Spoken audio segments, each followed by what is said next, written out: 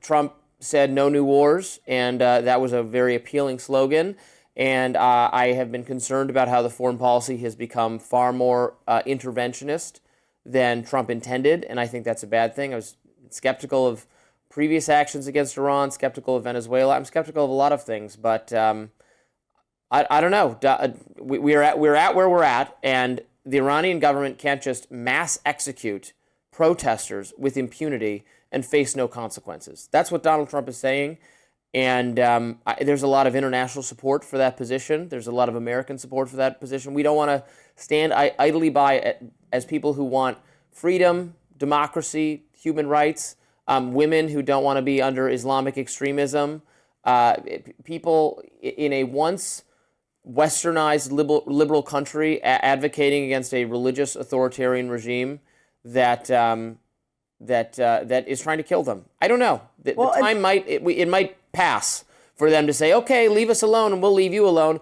Okay, you got to leave your people alone too, is what Donald Trump is saying. And I certainly agree that what's happening in Iran is disgusting and dehumanizing, and it certainly should not be acceptable. I'm just looking at the fact that Iran has been fighting its leadership for the last decade, most recently probably 2009, 2019, 2021, 2022. Like, this is a recurring theme of trying to get rid of leadership. And the last time they actually overthrew leadership was in 1979 during the Iranian Revolution. And so this is something in the region that needs to be settled. And the U.S. getting involved, like our guest yesterday, Trita Parsi, mentioned, it might not lead to a long-term positive effect. We might leave the region even more destabilized than it is now, because unless we plan on having boots on the ground and watching that regime change go fully through and successfully and staying there, and we did stay in other countries for a long time, and then still when we left, we see the Taliban take over Afghanistan and other incidents happen that make it feel like, wow, all those years, what is the return on investment if the people still went back to